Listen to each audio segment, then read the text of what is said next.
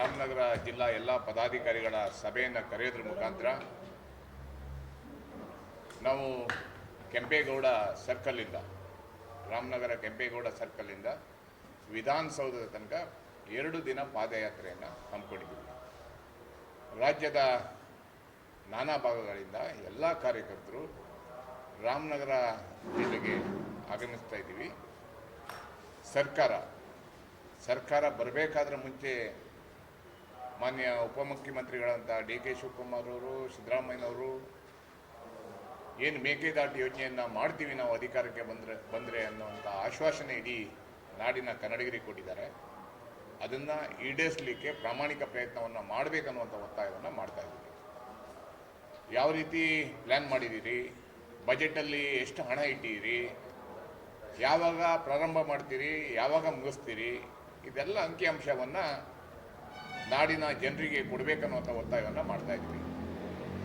DMK ಪಾಲುದಾರಿಕೆ ಸರ್ಕಾರ ಆದಂಥ ನಿಮ್ಮ ಜೊತೆ ಒಪ್ಪಂದ ಇರೋದ್ರಿಂದ ಸ್ಟಾಲಿನ್ ಅವರ ಜೊತೆ ಮಾತಾಡಿ ಆ ಯೋಜನೆಗೆ ಅವಕಾಶವನ್ನು ಪಡಿಬೇಕನ್ನುವಂಥ ಒತ್ತಾಯವನ್ನು ಮಾಡ್ತಾ ಇದ್ದೀವಿ. ಅದೇ ರೀತಿ ಕೇಂದ್ರ ಸರ್ಕಾರ, ಮಾನ್ಯ ಈ ಭಾಗದ ಕೇಂದ್ರ ಸರ್ಕಾರದಲ್ಲಿ ಪ್ರಭಾವಿ ಮಂತ್ರಿಗಳಂತ ಕುಮಾರಸ್ವಾಮಿಯವರು, ಮೊನ್ನೆ ಲೋಕಸಭಾ ಚುನಾವಣೆಯಲ್ಲಿ ಆಯ್ಕೆಯಾದಂಥ ಮಂಜುನಾಥ್ ಸರ್ ಅವರು, ಡಾಕ್ಟರ್ ಮಂಜುನಾಥ್ ಅವರು, ಪ್ರಹ್ಲಾದ್ ಜೋಶಿ ಅವರು ಪ್ರಭಾವಿ ನಾಯಕರು.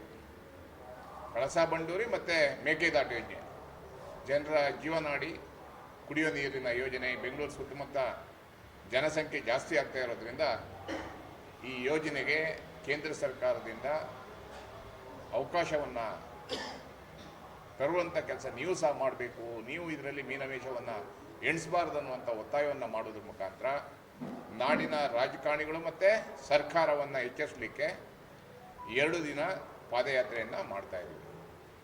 ಆದ್ದರಿಂದ ಈ ಪಾದಯಾತ್ರೆ ಒಂದು ಸರ್ಕಾರಕ್ಕೆ ಎಚ್ಚರಿಕೆ ಮತ್ತು ಈ ನೀರನ್ನು ಕೊಡುವಂಥ ಕೆಲಸವನ್ನು ಮಾಡಬೇಕನ್ನುವಂಥ ಒತ್ತಾಯವನ್ನು ಮಾಡ್ತಾ ಇದ್ದೀವಿ. ಬೆಂಗಳೂರು ನಗರ ಇರ್ಬೋದು, ರಾಮನಗರ ಇರ್ಬೋದು, ಮಂಡ್ಯ ಇರ್ಬೋದು, ಅಥವಾ ಚಿಕ್ಕಬಳ್ಳಾಪುರ ಇರ್ಬೋದು, ದೇವನಹಳ್ಳಿ ಇರ್ಬೋದು, ಕನಕಪುರ ಇರ್ಬೋದು, ಕುಡಿಯುವ ನೀರಿಗಾಗಿ ಹಾಹಾಕಾರವನ್ನು ಪಡ್ತಾ ಇದ್ದಾರೆ. ಬರೀ ಕನ್ನಡಿಗರು ಮಾತ್ರ ಅಲ್ಲ, ಬೆಂಗಳೂರು ನಗರದಲ್ಲಿರುವಂಥ ತಮಿಳರು ಇರ್ಬೋದು, ತೆಲುಗರು ಇರ್ಬೋದು, ಮರಾಠಿಗಳು ಇರ್ಬೋದು, ಎಲ್ಲರಿಗೂ ನೀರಿನ ಅವಶ್ಯಕತೆ ಇದೆ. ಎಲ್ಲರೂ ಸಹ ಎಲ್ಲ ಸಂಘಟನೆಗಳು, ಎಲ್ಲ ರಾಜಕೀಯ ಪಕ್ಷಗಳು ಈ ಹೋರಾಟಕ್ಕೆ, ಈ ಪಾದಯಾತ್ರೆಗೆ ಬೆಂಬಲವನ್ನು ಕೊಡಬೇಕನ್ನುವಂಥ ಒತ್ತಾಯವನ್ನು ಮಾಡ್ತಾ ಇದ್ದೀವಿ. ಪಾದಯಾತ್ರೆಯನ್ನು ನಾವು ರಾಮನಗರ ಕೆಂಪೇಗೌಡ ಸರ್ಕಲ್ನಿಂದ ಬೆಂಗಳೂರು ವಿಧಾನಸೌಧ ಮುತ್ತಿಗೆ ಹಾಕೋವರೆಗೂ ನಾವು ಪಾದಯಾತ್ರೆನ ಮಾಡಬೇಕು ಅಂತ ಹಮ್ಮಿಕೊಂಡಿದ್ದೀವಿ ನಮ್ಮ ರಾಜ್ಯಾಧ್ಯಕ್ಷರ ನೇತೃತ್ವದಲ್ಲಿ.